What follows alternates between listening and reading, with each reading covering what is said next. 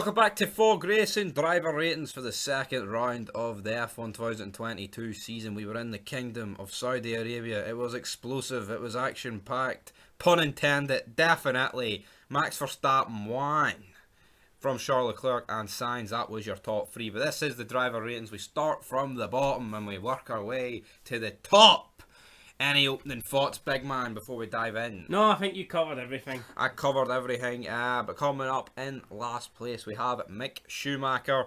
Did not start, but obviously we factor qualifying in a bit into this, so he stuck it in the wall. I mean, I know it's his second season, but I think we can already establish he's nowhere near Michael, and yeah, he loves a crash, and I'll give him I think he's nowhere near K-Mag, and K-Mag had a season out. You know what I mean? I think people are forgetting that. I'm not gonna rank the guy. He didn't have a race. It's hard to base him on qualifying. I'm giving him a 0. But yeah, I mean, we factor qualifying in a bit and he binned it, so yeah, 0 for me. Next up, we have Yuki Sonoda. Again, had issues in qualifying, had an issue in the race. It's kind of hard to rank him. I think we'll give him a 0. I'm giving him a 0 again. I don't mean to be harsh, but yeah, no. Well, actually, I want to just discount because I want to give the next guy a 0. Oh no, hold on. I feel like Latifi's 0 is a legitimate 0. I think Sonoda should be an A and Schumacher should be like a 1 because Schumacher crashed. You know what I mean? Like, you don't get what I mean? I know, but give him a bit of sympathy. He hurt himself, so. All right, we'll give right the first two NAs did not start right, but next up, Nicholas 0. Bend it in quali, then bend it in the race. Exact same corner, wasn't it? Yep. Well, sitting at the back the entire race doing absolutely fuck all. In a Williams that actually isn't that bad. And then not gets me. He comes over the radio and he's like, "What happened there, guys?" Well, you tell us. You're the fucking moron behind the wheel. Nah, this guy, decided the title last year. Decided the race win here in Saudi. I mean, this guy's just a crash waiting to happen. I mean, he's making. I actually thought last season he's making Albon look fucking great. I actually thought last season, this guy's gonna improve. I thought he wasn't that bad because he had some good races against Russell, but maybe Russell's just not that good, or Russell underperformed. I'll tell you what, could this be the first legit ever 0 in the history of driver ratings on this? It could be. I don't think it gets much worse than this. Nowhere near anyone, and crashed twice. Well, crashed in qualifying, did nothing in the race. I mean, and then crashed. For me, it's not good. Next up, it's a 0 for both of us. Next up was Daniel Ricardo, retired. He qualified 14th. He wasn't running particularly awful in this race because let's be real, the McLaren is shit. I mean, he was doing a bit better in the race than he was doing in qualifying, but I think he more lucked into the position than anything. I'll give him a 3. I was going to say a 3 as well. I expect more for Danny Rick. I think he's done. Honestly, I'm not just saying that. I think he's done. Maybe he just doesn't sit the McLaren. Like, in my opinion, even if he's not done, I just don't see it getting back to a car that's competitive, which basically means you're done. Yeah, because I think if he keeps this sort of form up, I think he has to leave McLaren at the end of the season. It's just not working out for him. And if he leaves McLaren, is he downgrading or is he upgrading? Where's he going? Exactly. Next up we have Alonso, qualified 7th, retired, but he was running well. He would have finished 6th, I believe. So I'll give Fernando a 7. I'm giving him a 7. Out qualified by his teammate in qualifying, but seemed to be a bit better than his teammate in the race. I mean, issue retired, not his fault, nothing to do with him. He couldn't help it. I'll give Alonso a 7. Yeah. We're agreeing with each other here. Yeah. Next up with Bottas, weird also, these three actually all retired on the same lap. That was very strange. Again, qualified 8th. I'm going to give Bottas a 7. Yeah, I never saw just like Alonso. Good qualifying, got to Q3, was on to score a decent amount of points, and the car just failed him. So it kind of sucks from him, but overall not his problem, not his fault really. I'll give him a 7. Yep, and next up we have Alexander Albon.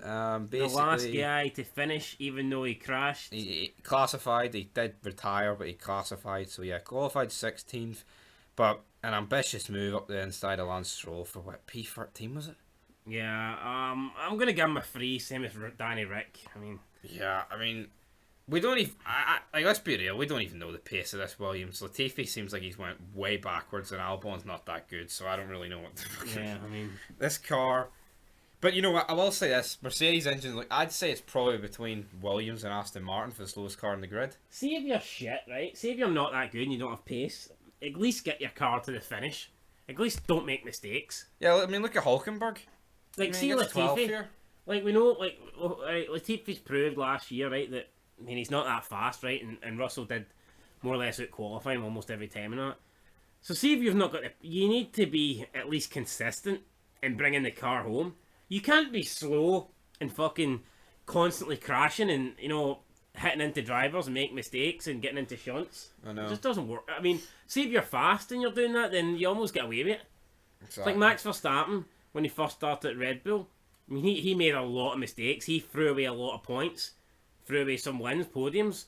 But because he was quick, you know, he was it was overlooked. You can't be slow and still fuck up and, you know, waste chances and opportunities like that. So yeah, no, for me, Give him a free. Albon a free. I don't really get my point. I get my point. I don't know why I was going on about it like that. But next up, though, we have Lance Stroll. This car's not that good, but I mean, 13th start at 13th, finish 13th, but there was 6 retirements. I mean, he knocked out Hamilton in Q1, like, so that's... We'll give him a 4. That was pretty cool. Yeah, He was above Hulkenberg and Show before Albon hit him. I'll give him a 4. But I mean, who do you think it was fault? Was it Stroll or Albon? It was Albon. I mean, Albon got a grid penalty. I mean, people were saying it was 50-50. I thought it was Albon. I think Yeah, he Albon. got a grid penalty, so that basically sums up for me. Yeah, but a lot of people were saying it was 50-50. Nah. Even the commentaries team were saying 50-50. Nah, they're brain dead. Crofty doesn't have a clue what he's on. You know, it could be they're just being biased towards the guy that's half British. But They hang on to that, like, oh, he's a 66 British. Well, who gives a shit? I legit thought like it was Albon's fault. I thought he just went up the inside and crashed into. I'll Stroll. give Stroll a 4. You know what? I'm actually gonna give Stroll a 5. Damn. So that's a 4.5 then, because Fair play. That's what we're giving him. Next up, though, we have Nico Hulkenberg. Super sub, kind of off the pace all weekend. I mean, he did qualify 17th, but he just he would have finished last if these two didn't hit each other. I'll give Hulkenberg a 4. He's just been thrown in there, like, I'm but getting him a 3. fair enough. Hulkenberg 3.5. We move on. Guan Yu Zhou in the Alfa Romeo, shit start. You know what? This guy is not been as bad as I thought he would be. No. I mean, definitely. I'm actually Scored points in Bahrain here, could have got points, but he was pretty unlucky. The car got a shit start, then it Although I say that, I don't think we should be that surprised because I mean he was always up near the top in GP2. He was pretty good in GP2. I know, but to be fair, Mazepin wasn't exactly pushing GP2, you know. Sure, People expect him to be on the level of that, but that's it. Guan Yu Zhou, I'll give him a... I'm gonna give him a 6. I'll give him a 5. I'm gonna give him a 6. Thought he was. I mean, he had a bad start and he did pretty. I just feel like the Alfa Romeo should be finishing the points with 6 retirements, or 7, whatever you want to call it. Yeah, but I mean, he had a bad start and then he was last of the running cars, and then like 5 laps later he'd made up like 7 places. It was fucking mad. So he must have been doing some overtaking. I know we didn't get to see much yet, but because I think the cameras were too much focused on the Alpines. But no, I thought Guan Mansu did a decent race. I'll give him a 6. Next up, who talking about didn't have a good race. We had Lewis Hamilton, qualified 16th, finished 10th. His worst weekend in a Mercedes, I think, comfortably. Yeah, and let's be real. I mean, would he even have got a 10th place finish without the safety car? Yeah, and without the retirements. I mean, it's close to a 0, I think, honestly. Destroyed by... I mean, he got destroyed by Russell. You can say, they went with Ferrarian setups, but I mean, I don't know. I feel like this is shocking. He made a couple of overtakes in the race, right? But it was against cars that are pretty slow. It was against drivers. He's in the third fastest car. It was against cars towards the back of the grid. I mean, at least Russell was overtaking Ocon, like, you know. I mean, who's Hamilton overtaking? Hulkenberg on old tyres. It's not. I don't know. For me, I'll give Hamilton a 2. Pretty much a disastrous qualifying. I think a 2 is being generous. Like, I really do. I think it's safe to say, guys, people can talk about Mercedes can get back in this title fight. I just don't see this. I don't see a car who's like, it literally looks like it's like a second off the pace, especially at power circuits. How are they going to pull that back? I mean, because that would be if Ferrari and Red Bull didn't improve. Yeah. I just don't. I mean, we're not talking we're talking a second here. Like, I mean, that's shocking. Next up, though, K-Mag. Start at 10th, finish 9th. But the only thing I would say gives them a chance is they are clear third fastest, so they should be finishing at least 5th and 6th every race. Now, I know that he didn't here, but if they can, and then take advantage of any like retirements, then I guess it gives them an opportunity. It's very true. But next up, we had Kevin Magnussen finishing 9th, qualified 10th. He was saying that his neck felt like it was broken. You could definitely see that with most drivers at this week. But I thought it was a solid drive by Magnussen. I'll give him a 7, getting decent points. No, I agree with the 7. You know, I feel again, like he gets shafted by staying out on the hards. He should have put it onto the safety car. Yeah, no, another Q3, another points finish. It's been a great return to F1 for Kevin Magnussen. Probably couldn't imagine this a month ago. So No. yeah, it's strange how these things happen. Definitely. Yeah, Next no, up, good though, return. we have Pierre Gasly, qualified 9th, finished 8th. I mean, a solid enough drive, but I feel... Before, actually, can we just reunite K-Mag and Grosjean? Get Mick out and bring back Grosjean. Fuck it, do it. Bring back the glory days of Haas. Give Mick have a wee chance. Right, anyway, Gasly 8th. I mean... I think he was so under the radar, like... Yeah. I'll give him a 6. Yeah, I mean, got into Q3. Again, we don't really know how good is that AlphaTauri. Like, is it? Oh, man. It looks a lot better in Gasly's hands than it does in Sonoda's hands. Like, That's not saying much. I'm going to give him a 6. I think he was just there, wasn't he? Like, I mean, Yeah, I that's think what I'm saying.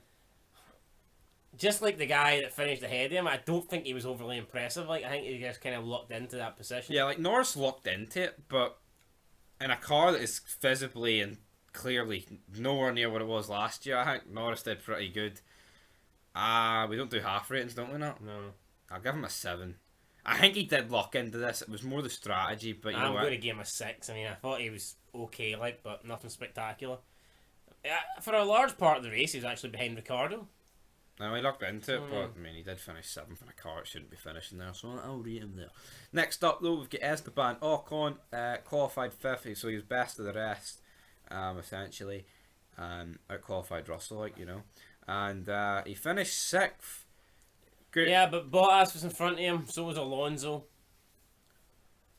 He showed some decent racecraft, even if some of it was a wee bit dodgy. I'm going to give him a 7. I think, based on what he done in qualifying, I'd probably give him an 8, but I thought he's a bit underwhelming in the race. I'd probably give him 8 qualifying and 6 in the race, so therefore I'll give him a 7 overall. There we go. Right, next up, George Russell. I'll give him a 7 as well, but next up, George Russell, no man's land. I think it's a standard 6 here. Qualified, but I mean, he did get out qualified by Ocon, which I don't think should be happening. But then he just finished 5th. They're kind of just that third team, no man's land.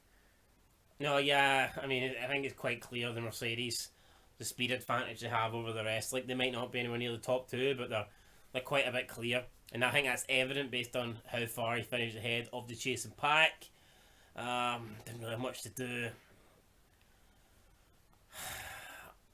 You know what? He beat Hamilton by so much in qualif. I'll give him a 7. That's true, but... And he did overtake Ocon early on.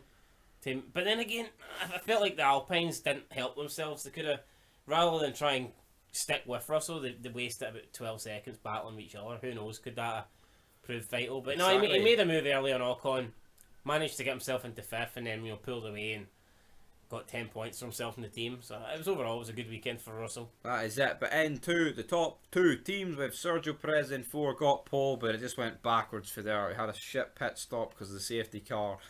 And then when he came out, he had to let Sainz through the safety car restart, which I don't think was right. Well, even though Sainz was ahead, it's like what's Perez like? Well, who's going to back out there?